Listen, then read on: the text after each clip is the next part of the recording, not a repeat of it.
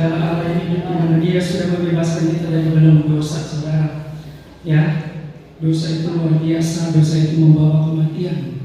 Dosa itu membawa kebuntuan di dalam setiap kehidupan kita. Dosa itu membuat hati tidak tenang. Tetapi dengan Tuhan kita percaya Tuhan Yesus, maka dosa itu sudah dilepaskan. Asal kita sungguh-sungguh beriman kepada Dia, percaya kepada Dia, berharap terus kepada Dia, maka Tuhan akan campurkan dalam setiap kehidupan kita. Puji nama Tuhan. Kita akan dapat satu pujian lagi dengan sorak-sorai karena kekuatan Ya Allah. Ya Allah.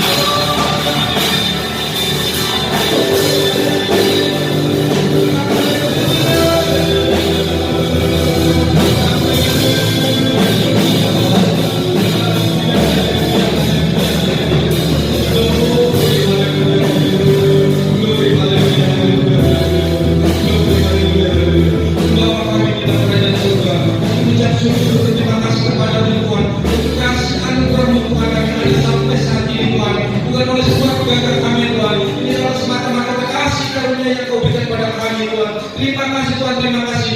Terus kami Tuhan mau hidup kami mau pakai untuk memuji memuliakan nama-Mu Tuhan.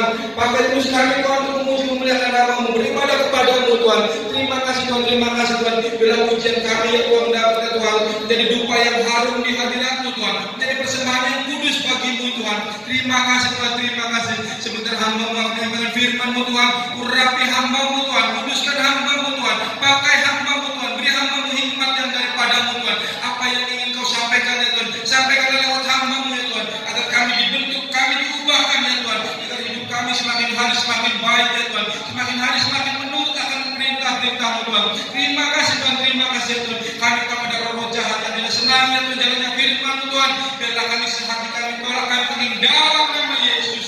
Biarlah hanya roh-Mu ya Tuhan, firman-Mu ya Tuhan yang tinggal dalam hati kami ya Tuhan. Kami siap mendengar firman-Mu Tuhan. Kuduskan sucikan kami ya Tuhan, terpujilah nama-Mu Tuhan. Terima kasih Tuhan, terima kasih. Dalam nama Tuhan Yesus, haleluya, amin.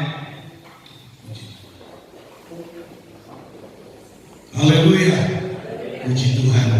Di dalam ibadah kita, tujuan utama kita bertemu muka dengan muka. Meskipun kita tidak melihat wajah Tuhan, tapi kalau kita menikmati hadirat Allah dalam ibadah, Tuhan ada di tempat ini dan kita bisa merasakan kehadiran dari Tuhan.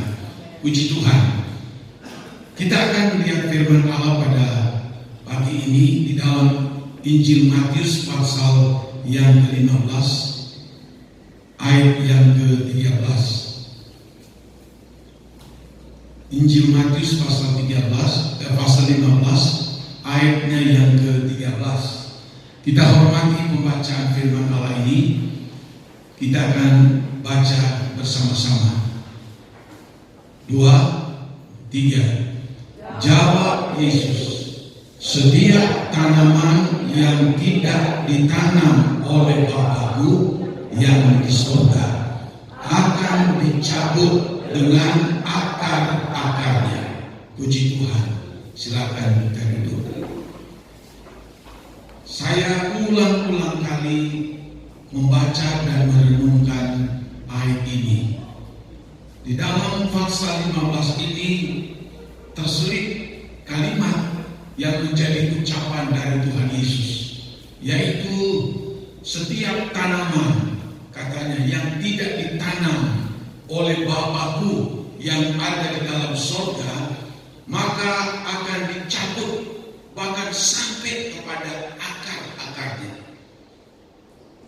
Nah, saudara-saudara, tentu Tuhan Yesus punya alasan untuk menyampaikan ini, sebab Tuhan itu selalu menanamkan hal-hal yang positif dalam kehidupan manusia.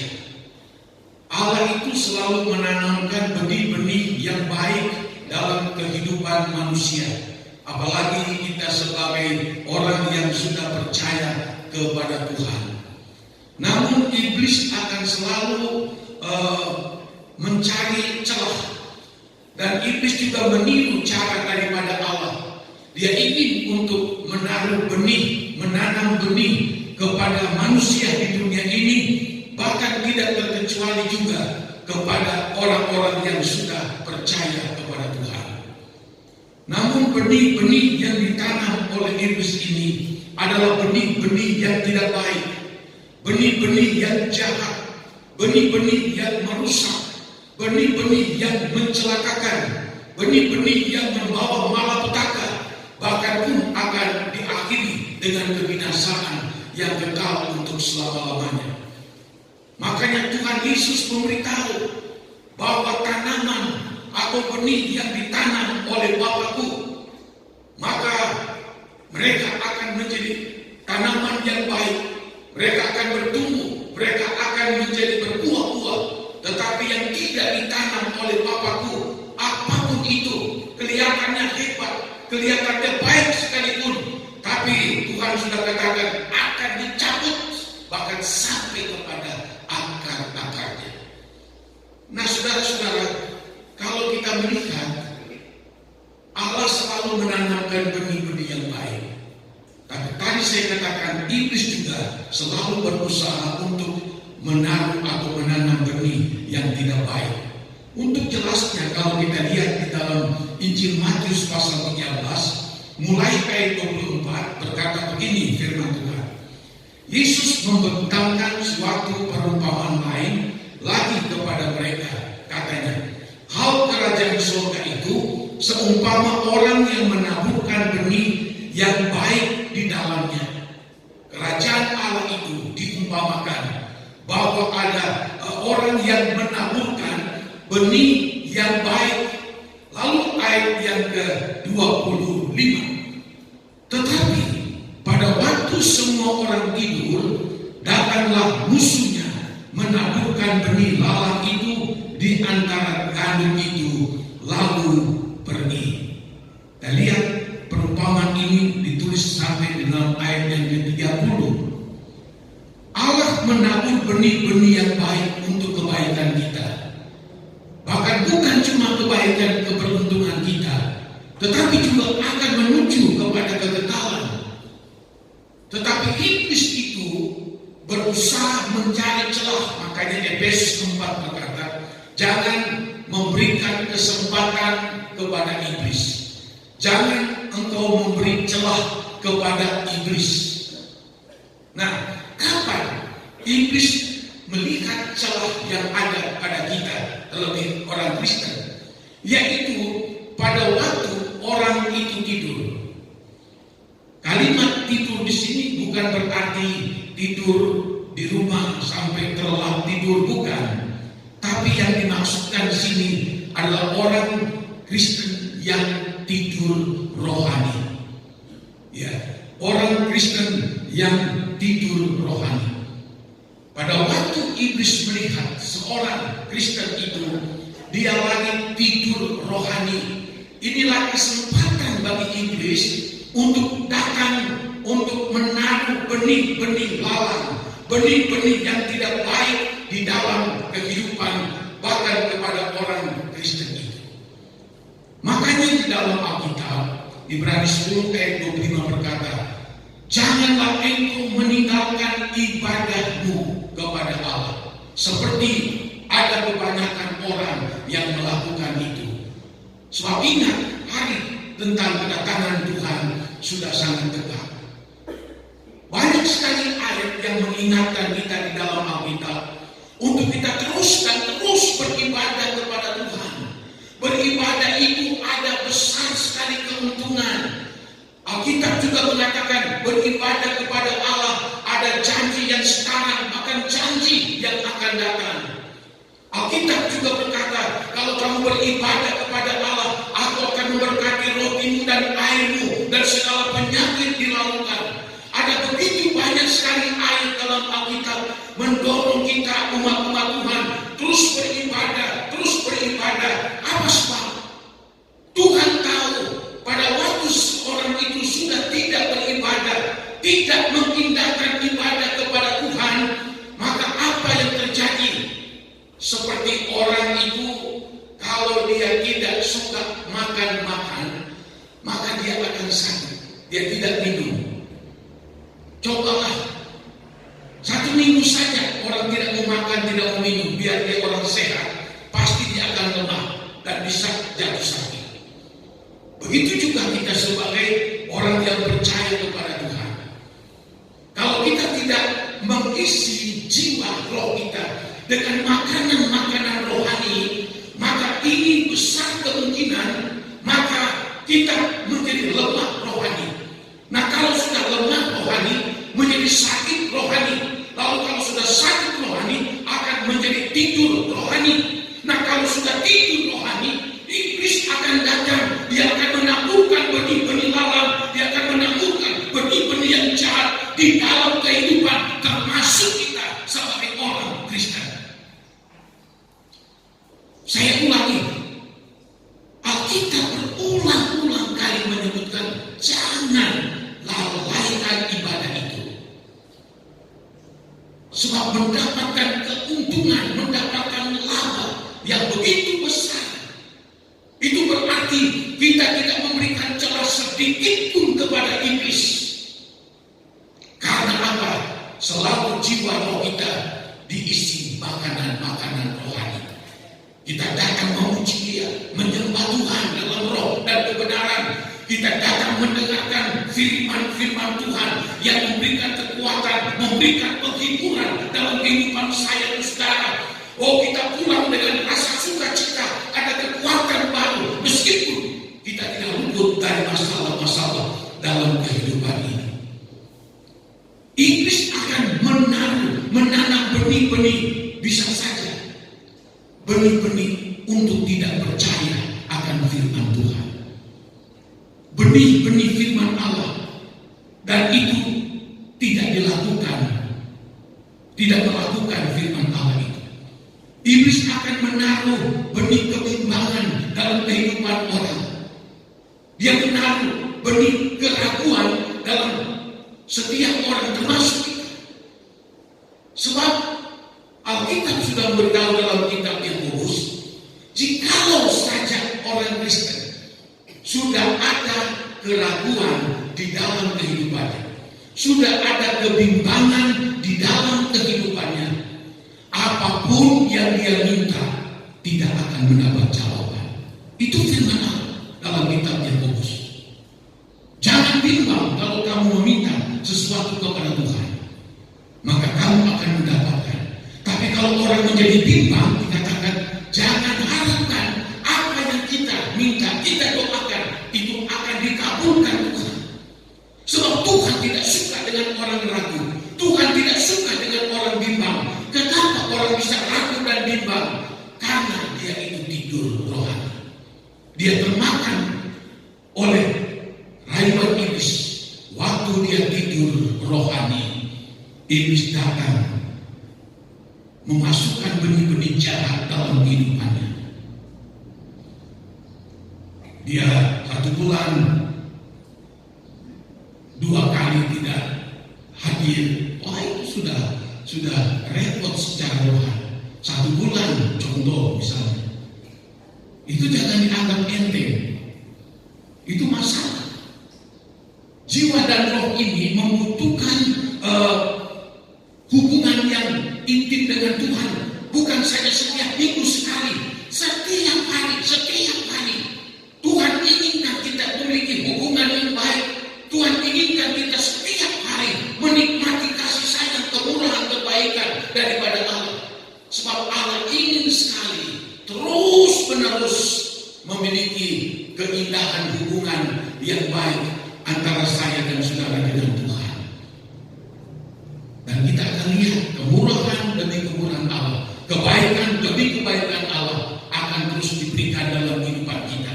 Sebab di dalam Alkitab dikatakan kemurahan Allah, kasih setia Tuhan selalu baru setiap hari.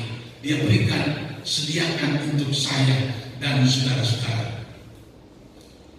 Dia tanamkan kepada seseorang, bahkan mungkin kepada orang Kristen sekalipun. Dia tanamkan, kalau dia sudah ragu, dia sudah bimbang, dia tidak memiliki kekuatan rohani lagi, maka mudah sekali dia akan menerima taburan benih jahat dari iblis. Udahlah, hidup ini cuma 1 kali. Puas-puaslah hidupku, lampiaskanlah hidupku dengan hawa nafsu ini. Iblis berbisik kepada kita, puas-puaskanlah hidupmu untuk segala keinginan-keinginan matamu. Mumpung kau masih hidup, puas-puaslah engkau dengan keangkuhan kehidupanmu. Hidup cuma 1 kali. Iblis tanamkan, bahkan termasuk kita sebagai orang Kristen. Apapun yang ditanam oleh iblis itu, mungkin kelihatannya hebat awalnya, mungkin kelihatannya mengagumkan. Iblis menanamkan benih-benih keangkuhan, keinginan mata, keinginan hawa nafsu daging, kelihatan normal saja, kelihatannya hebat sekali, kelihatannya dipuji oleh orang, kelihatannya segala-galanya sungguh mengagumkan. Tapi Alkitab sudah memberitahu di dalam Alkitab 1 Yohanes Di situ ditulis dalam Alkitab 1 Yohanes pasalnya yang kedua, ayatnya yang ke-16 berkata begini, sebab semua yang ada di dalam dunia, yaitu keinginan daging dan keinginan harta serta keangkuhan hidup, bukanlah berasal daripada Bapa, melainkan dari dunia. Ayat 17. Dan dunia ini sedang lenyap dengan keinginannya, tetapi orang yang melakukan kehendak Allah tetap hidup selama-lamanya. Ayat 17. Dunia ini dan segala keinginannya akan lenyap, akan berlalu, tidak akan terus-menerus ada. Mungkin dia hebat, mungkin dia kaya raya, mungkin dia konglomerat, mungkin dia orang yang sangat pintar, penuh dengan segala galanya. Alkitab sudah mengatakan, maka itu akan lenyap, itu akan tidak ada lagi. Bahkan 2 Petrus pasal 3 berkata, maka pada waktu saat yang sudah ditentukan oleh Tuhan, bahwa langit dan bumi ini akan dibakar oleh api daripada Allah, sampai kepada anasir-anasir yang terkecil sekalipun, yang tak bisa dilihat oleh mata manusia. Begitu kecil sekali, benda apapun namanya, itu akan dihanguskan oleh api yang diturunkan oleh Allah. Lenyap semua. Apapun yang namanya kebanggaan manusia di dunia, kehebatan manusia di dunia, habis. Saya sedih melihat saudara, perang yang tadi disinggung oleh Bapak Yanto. Lihat, waduh, baik di pihak sebelah, di pihak sebelah, rumah-rumah hancur berantakan, hotel-hotel, apalagi bangunan-bangunan tinggi, bagus-bagus, bisa hancur berantakan. Saya melihat, bangunan yang mungkin dikumpulkan oleh orang bertahun-tahun untuk membangun, tapi dalam sekejap hancur, tidak bisa lagi digunakan. Bukan 1, bukan 10, 20, begitu banyak. Seolah-olah apa yang kita lihat di sana mencerminkan keadaan dunia yang kita hidupi sekarang ini. Seolah-olah itu semua memberitahu, lihat apa yang terjadi di sana. Dunia ini tidak menjanjikan. Sehebat apapun, seindah apapun, semulia apapun, lihatlah di sana semua berantakan. Dan memang Alkitab sudah memberitahu itu. Apapun yang ada di dalam dunia, dikatakan dalam 1 Yohanes 2 ayat yang ke-17, dunia ini, apapun yang ada di dalamnya, segala keinginan-keinginannya, semua akan lenyap. Itulah, bahkan Tuhan Yesus sendiri sudah memberitahu di dalam Matius pasalnya yang ke-13, ya, waktu orang bertanya kepada Tuhan, Tuhan, coba artikan kepada kami perumpamaan tentang gandum dan lawan itu yang dimulai oleh Tuhan. Iblis datang menabur pada waktu orang lagi tidur. Lalu Tuhan Yesus memberi jawaban kepada murid-muridnya dalam Matius 13 ayat 21. Dia menjawab, katanya, orang yang menaburkan benih baik ialah anak manusia. Siapakah dia? Tuhan Yesus Kristus. Dia datang sebagai Allah yang baik, menaburkan benih-benih baik, benih-benih kerajaan Allah, benih-benih yang mendatangkan keuntungan, mendatangkan keberkatan, mendatangkan keselamatan, mendatangkan kehidupan yang abadi, yang kekal. Lalu dikatakan begini, ladang ialah dunia. Ladang itu digambarkan adalah dunia ini. Benih yang baik itu anak-anak kerajaan, anak-anak Tuhan, orang-orang yang percaya, yang menerima taburan benih dari Tuhan, dari Allah. Kita adalah orang-orang yang percaya kepada Tuhan. Dan lawan adalah anak-anak sejarah. Benih-benih lawan itu anak si jahat, anak buahnya iblis setan. Sebab buahnya itu tidak ada. Lawan itu, saya dekat sawah, jadi saya sering kali ngobrol dengan para petani di sini. Saya perhatiin saudara, bagaimana tumbuhnya lalang itu. Waktu ditanam, ya 1 minggu 2 minggu ditanam pupuk. Saya amati tumbuh, ini padi tumbuh. Ya, 1 bulan sudah mulai menghijau. Ya, 2 bulan, wah sudah mulai bertunas ini padi aku itu gandum. Lalu apa yang kita lihat seterusnya? Benih yang disebut lalang. Kenapa disebut lalang? Karena tidak ada isinya, tidak ada manfaatnya, tidak ada hasilnya, tidak ada buahnya. Yang ada hanya seperti pasir kalau saudara ambil itu bunga-bunga dari lalang itu, saudara pencet-pencet tangan begini, maka saudara bisa temukan seperti pasir-pasir kecil warna hitam. Tidak ada gunanya, tidak ada hasilnya. Beda dengan gandum dan beda dengan sawah padi. Tapi hebatnya lalang, saya perhatiin, setelah dia sudah mulai berumur 2 bulan, dia akan menonjol. Daunnya sama dengan daun padi, hijaunya sama. Tapi dia mulai, apa yang terjadi? Batangnya mulai membesar, besar, dan tangkai-tangkai daunnya pun lebih lebar, lebih panjang dari padi biasa. Lalu dia tumbuh dan melebihi dari ini tumbuhan padi. Terus dia, makanya si petani berkata kepada Tuhan Yesus, udah kami cabut saja ini lalang, hanya merusak tanaman yang baik. Tuhan katakan, jangan. Nanti kalau kamu cabut lalang itu, nanti yang padi atau gandum ikut tercabut. Biarkan saja. Nanti saatnya menuai. Itu yang akan menentukan. Lalang akan dipisahkan, gandum akan dipisahkan. Nah, jadi kalau kita lihat perumpamaan Tuhan begitu luar biasa. Lalang itu memang kedengarannya hebat, menonjol, bergairahnya hebat sekali, tapi tidak ada isi. Kelihatan orang berrohani, kelihatan orang Kristen, tapi tidak berrohani. Kenapa?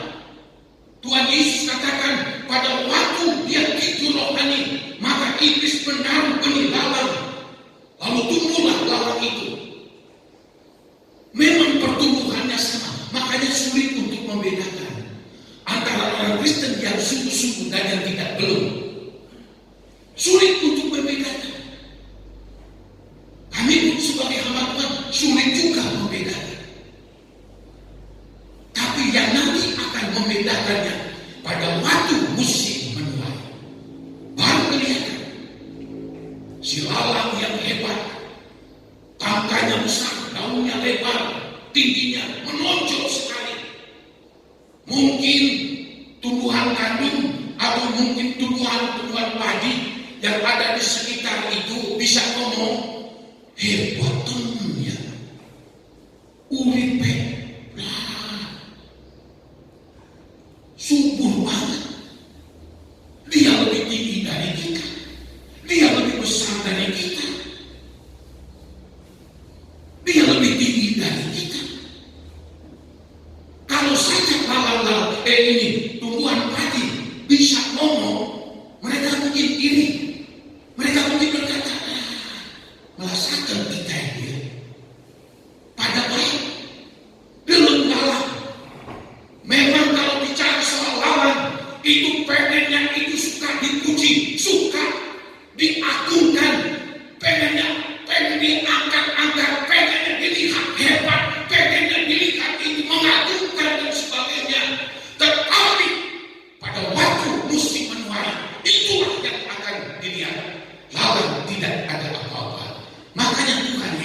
diberitahu, ladang ialah dunia, benih yang baik ialah anak-anak kerajaan Allah, dan lalang adalah anak-anak sejahat.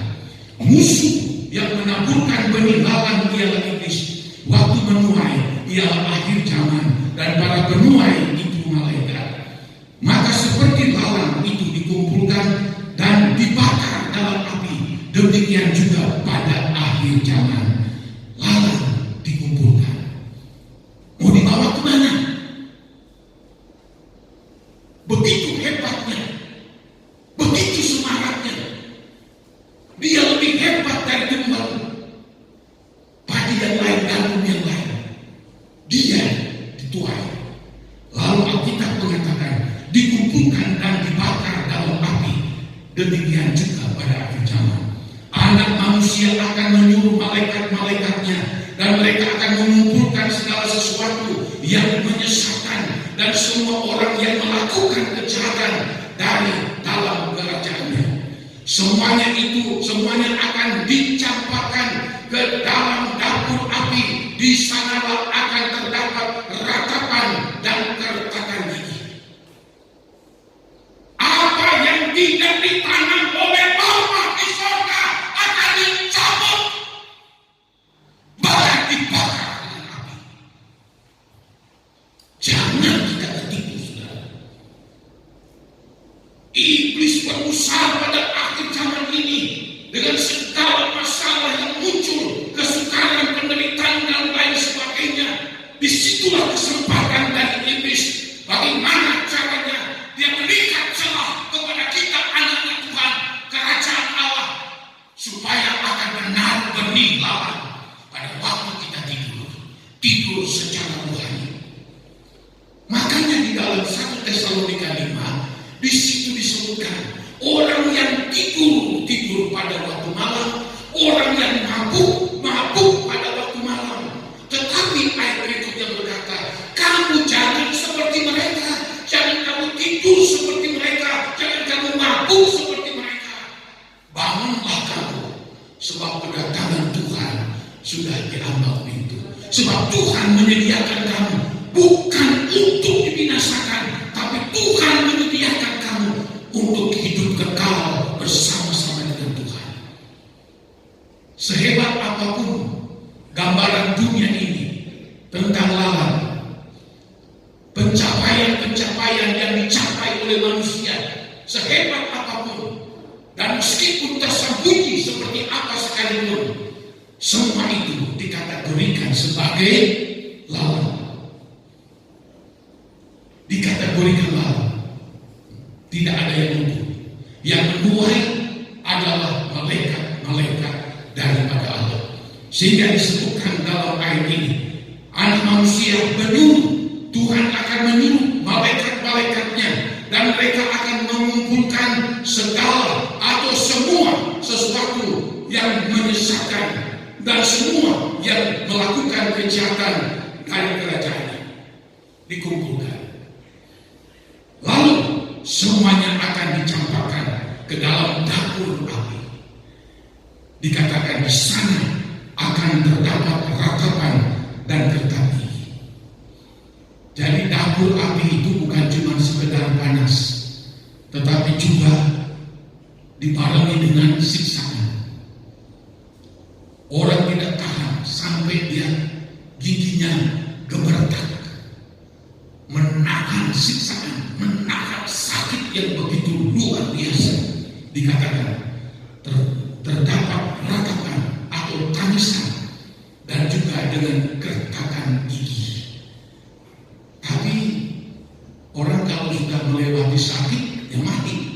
Tapi di neraka, di dalam Yesaya katakan, orang ditaruh di neraka itu kekal sampai selama-lamanya. Wahyu 20 juga berkata begitu. Orang yang di neraka itu akan hidup kekal sampai selama-lamanya. Lalu ayatnya yang ke-43. Pada waktu itulah orang-orang benar akan bercahaya seperti matahari dalam kerajaan Bapa mereka. Siapa bertelinga, hendaklah ia mendengar. Mereka yang disebut sebagai gandum, Mereka yang disebut sebagai orang yang benar, mereka akan bercahaya. Seperti apa? Seperti matahari.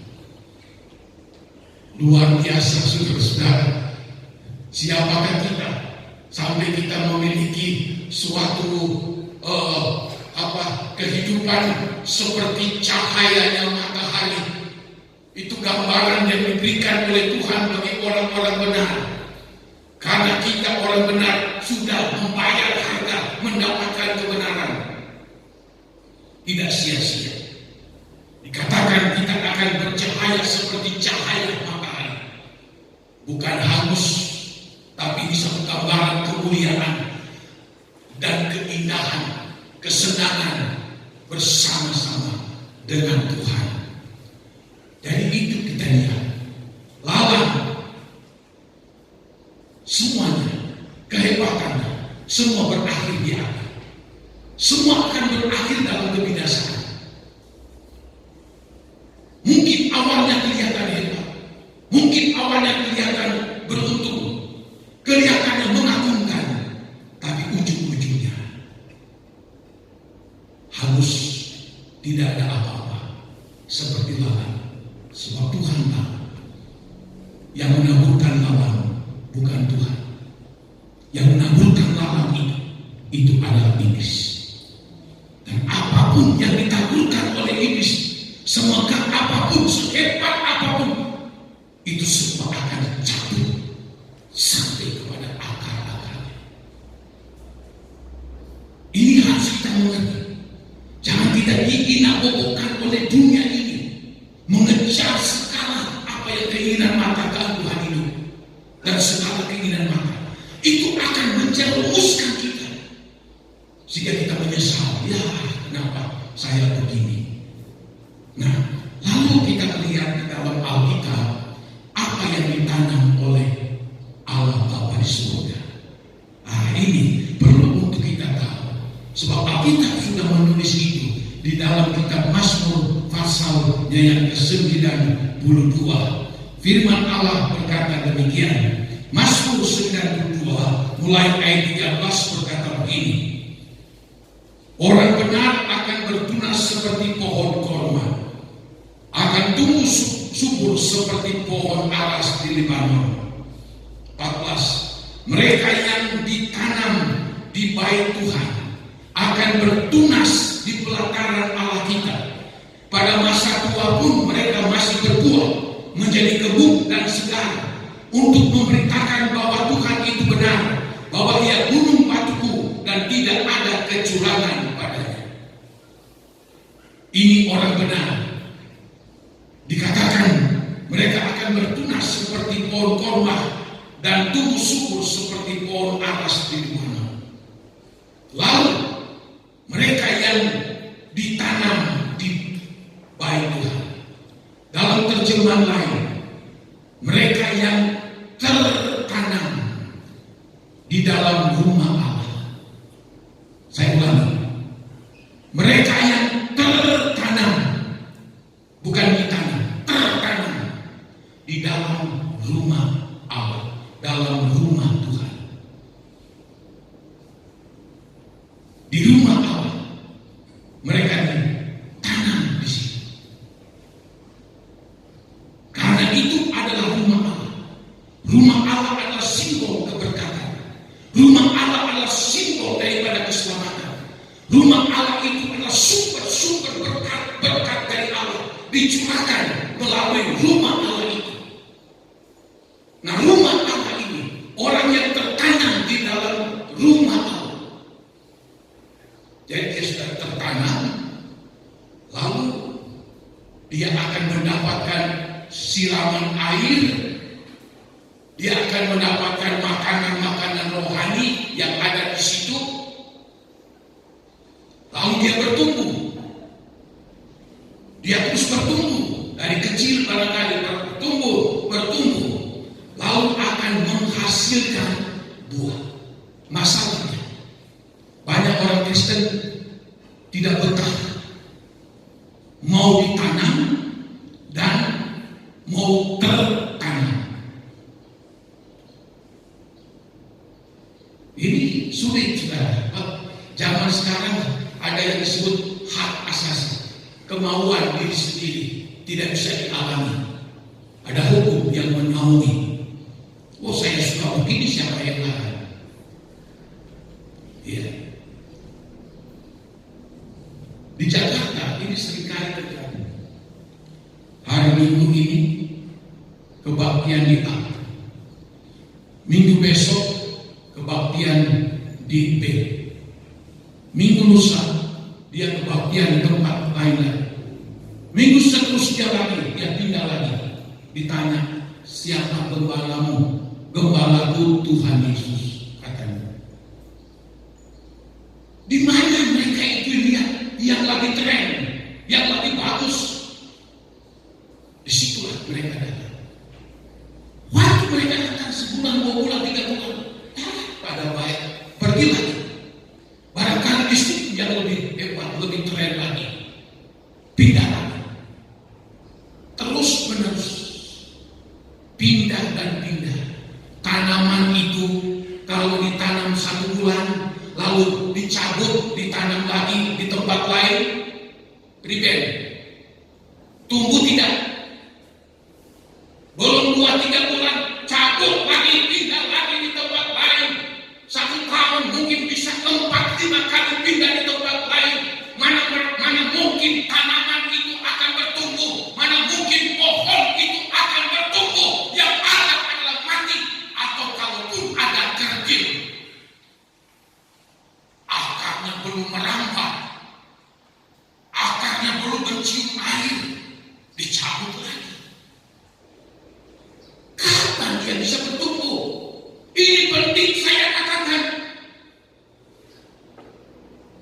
supaya kita ngerti bagaimana kita hubungan kita dengan Tuhan. Tapi kalau kita tentukan ibadah kita pun tertanam di dalam rumah Tuhan. Kita akan disiram dengan air Roh Kudus. Kita akan disiram dengan makanan-makanan rohani, itu firman Allah. Lalu gembala akan terus mendoakan siang dan malam, mendoakan usaha, mendoakan pekerjaan, mendoakan anak-anakmu, mendoakan usahamu, mendoakan rumah tanggamu, sehingga engkau akan bertumbuh sebagai pohon yang ditanam di dalam rumah Allah, akan bertumbuh. Saya berani katakan, kalau kita saudara-saudara seperti yang tadi saya katakan, 5 bulan di sini, 2 bulan di situ, tidak akan bertumbuh, apalagi akan berbuah, tidak akan bisa sampai Tuhan datang. Engkau adalah pohon yang tidak berbuah, akan dipotong lalu dibakar dengan api yang tak terpadamkan.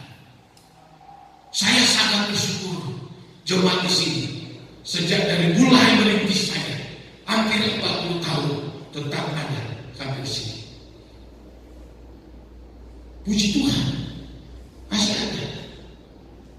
Tertanam dalam rumah Tuhan.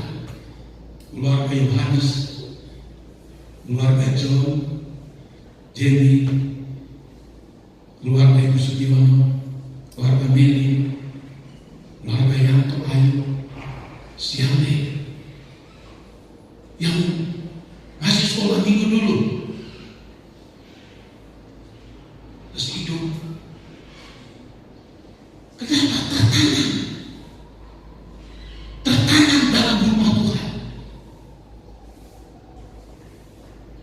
Dan kami pun sebagai hamba Tuhan akan terus berusaha, berdoa dan berpuasa. Bagaimana kami akan menjalani pekerjaan Tuhan ini? Bagaimana kami bisa menghidupi jemaat, menyiram dengan air Roh Kudus, makanan rohani firman Allah kepada jemaat, supaya akan bertumbuh dan akan berbuah-buah untuk kemuliaan nama dari Tuhan. Ini sangat penting. Nah, dikatakan dalam ayat ini, mereka yang ditanam di bait Allah akan bertunas di pelataran Allah kita.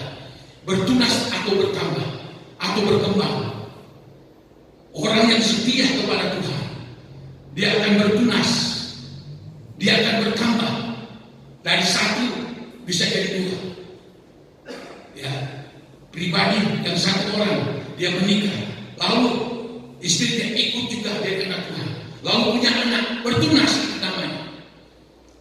Lalu dia berusaha kecil-kecilan, tahu-tahu bertambah, terus bertambah lagi, itu namanya bertunas dan itu berkembang. Kalau kita mau tertanam di dalam rumah Tuhan, kita akan bertunas dalam keluarga kita, dalam usaha pekerjaan kita akan bertunas dan akan berkembang. Ini firman Allah katakan. Lalu dikatakan begini juga, pada masa tua pun mereka masih berbuah. Umur sudah lanjut sekalipun tidak masalah. Mereka akan tetap mengeluarkan buah-buah rohani, bahkan buah-buah di dalam pelayanan. Puji Tuhan, kita semua. Puji Tuhan, jemaat di sini saya melihat, itu berbuah-buah. Saya senang sekali, saudara. Banyak orang itu seringkali berkata begini, wah, jemaat kadang haus sugi-sugian. Bukan karena melihat suginya, tapi karena apa? Dilihat dari buahnya. Lihat dari buah. Jadi iya ya. Berbuah, baik berbuah rohani, baik berbuah juga untuk pelayanan Tuhan. Berbuah-buah sampai sudah umur lanjut pun. Jadi sudah tua bukan berarti sudah orang lain tidak. Sudah umur tua pun masih tetap berbuah. Alkitab katakan 70 atau 80 tahun, maka itu pun juga akan diikuti dengan banyak kesukaran dan penderitaan. Tapi saya lihat di sini ada beberapa yang sudah 70-an tahun sehat bukan baik ya. Ibu Sugiono sehat 74, Ibu Sugiono. Mamanya Ani 80-an. Ya siapa seumur saya barangkali Bapak Yohanes masih berbuah rohani, berbuah-buah dalam pelayanan. Ini firman Allah katakan akan berbuah. Kenapa berbuah? Karena diberkati Tuhan. Ini lalu menjadi gemuk dan segar. Gemuk di sini bukan bicara badan yang gemuk, bukan. Gemuk di sini artinya syukur keluarganya, syukur ekonominya, syukur keuangannya, syukur. Wow, tidak kekurangan dan segar. Artinya apa? Sehat walafiat. Ini kalau kita mau tertanam di dalam rumah Tuhan, Tuhan sudah berjanji. Ini mereka gemuk, mereka syukur, mereka surplus, tidak kurang makan dan tidak kurang minum. Wow, ini luar biasa. Bahkan pun mereka sehat, kuat, diberkati oleh Tuhan. Lalu yang 16, untuk memberitakan kepada Tuhan, memberitakan bahwa Tuhan itu benar, bahwa Ia gunung batuku dan tidak ada kecurangan padanya. Dan akhirnya orang yang tertanam di dalam rumah Tuhan sampai dia umur lanjut sekalipun, apa yang terjadi? Dia memberikan kesaksian hidup kepada orang lain, kepada anak-anak cucunya. Lihat engkau, lihat emak yang sudah sungguh-sungguh beribadah sama Tuhan. Lihat, Tuhan pelihara, Tuhan tolong, Tuhan beri kesehatan, Tuhan beri kekuatan, Tuhan memberikan kesyukuran, Tuhan memberikan kecukupan. Nih, lihat, ternyata tidak sia-sia kami mengiring Tuhan. Sudah puluhan tahun mengiring Tuhan, ternyata tidak sia-sia. Lihatlah kami sebagai saksi. Menjadi kesaksian. Kalau kita mau tertanam di dalam rumah daripada Tuhan, hidup kita ini luar biasa, diberkati secara jasmani, diberkati juga secara rohani hidup kita. Ini janji Tuhan. Dan orang akan melihat kita, wow, luar biasa. Ternyata ikut Tuhan ya begini. Ternyata mereka ikut Tuhan seperti itu. Wow, puji Tuhan. Saya mau seperti mereka. Saya mau seperti orang tua saya. Saya mau seperti engkau saya atau yang lain-lain. Jadi berkat. Itu yang tertanam di dalam rumah Tuhan. Tuhan memberikan tanaman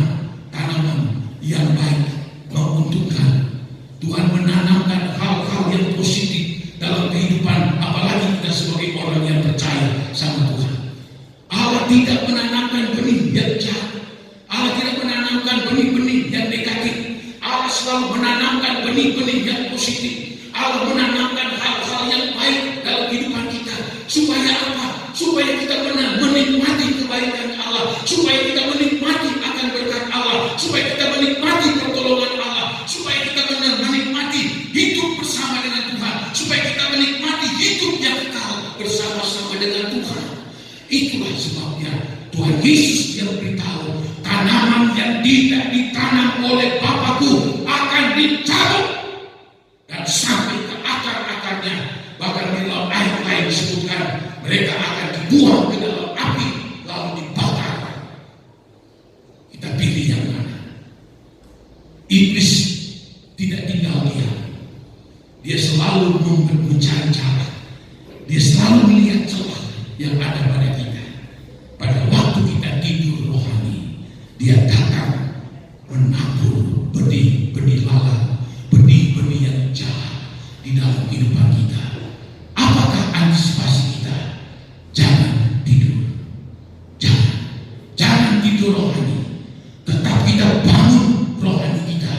Yesaya 60 ayat 1. Di situ disebutkan, bangunlah, bangkitlah kamu, sebab terang Tuhan akan terbit atasmu dan kemuliaannya akan datang kepadamu. Ini janji Tuhan. Bangun, tidak boleh tidur. Bersemangat. Kita penuh aktivitas, kesetiaan, kerajinan kita. Jangan menjadi kendor. Sebab orang yang bangun secara rohani, Yesaya 60 ayat 1 berkata, maka kemuliaan Tuhan akan datang kepada orang itu. Alkitab katakan, orang benar seperti matahari, bercahaya seperti matahari. Yesaya 60 ayat 1. Orang yang bangun dan tidak tidur, maka kemuliaan Allah akan datang kepadanya. Ayat 2 berkata, Yesaya 60, bangsa-bangsa ditutupi dengan gelap kabut. Dunia akan ditutupi dengan kegelapan, tapi terang Tuhan akan terbit di atas kamu. Saya mengikuti minggu kemarin, ada seorang pakar politik luar negeri. Dia berkata begini, perang yang sedang terjadi di Timur Tengah bisa mengancam perang dunia ketiga. Dan kalau perang dunia ketiga muncul, habis.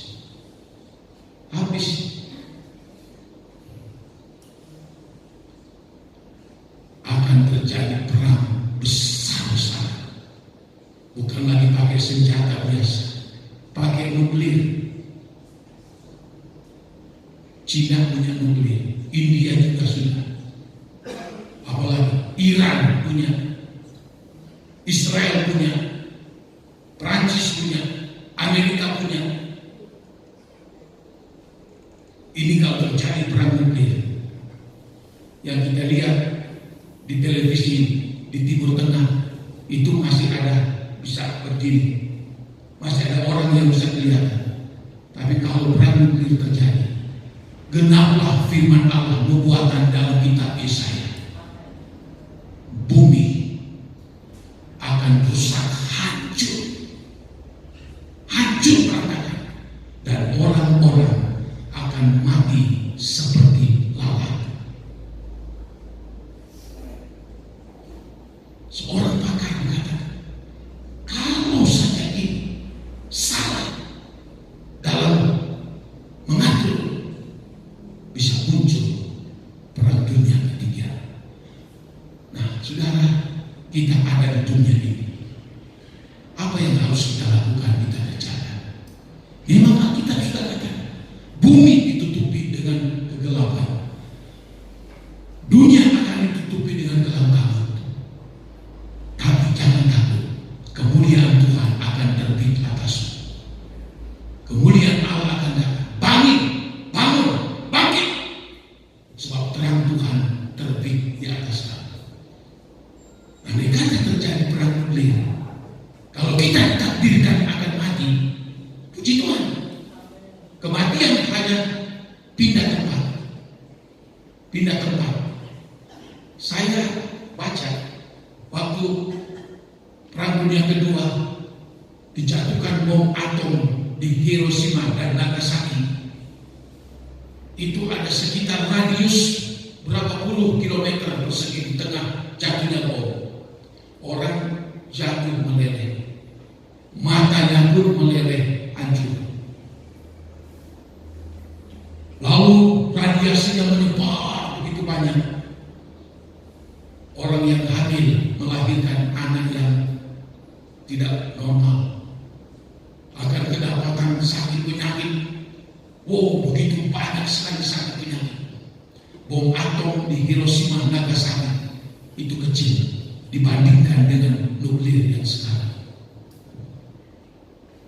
Mungkin di Jawa 1-2 butir bom nuklir jatuh habis. Ini dunia memang cuma sementara, tapi kesempatan yang Tuhan berikan kita hidup di dalam dunia ini. Mari kita bangun, bangkit, semangat kita untuk dekat dengan Tuhan.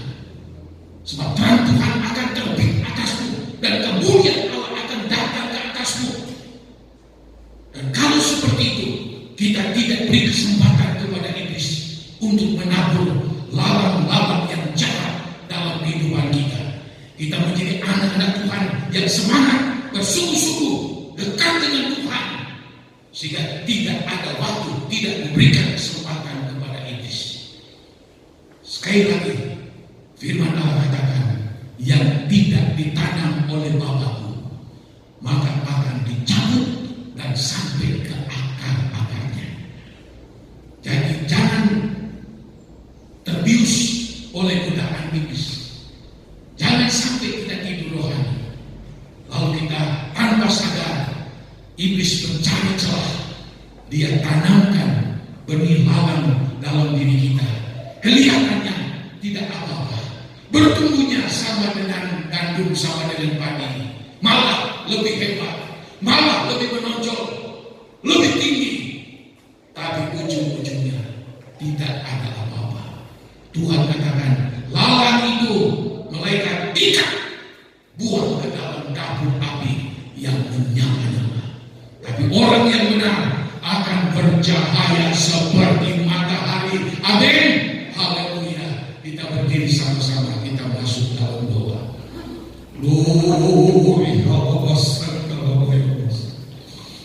Haleluya, haleluya, haleluya.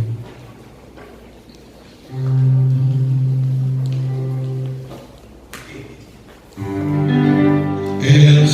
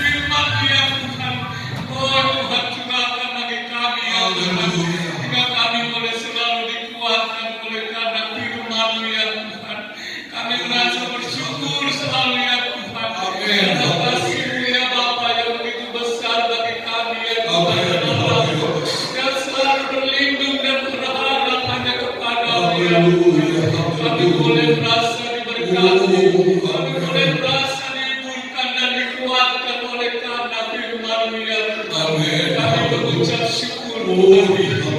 Oh Tuhan Yesus, terima kasih atas segala kasih pimpinan dan pimpinan. Hingga kami boleh berjalan di dalam anugerah Tuhan yang kami beri. Terima kasih Tuhan. Kalau sebentar kami hendak memberikan persembahan Tuhan, Tuhan berikan kami kekuatan yang baru. Jika kami boleh Tuhan memberikan yang terbaik bagi Bapa. Terima kasih Tuhan. Kami serahkan sepenuhnya di dalam tangan kasih perlindungan Tuhan. Kami boleh ajar ini semua karena kasih kemurahan Tuhan. Terpujilah Yesus Kristus Tuhan kami. Kami berdoa mengucap syukur. Haleluya. Amin.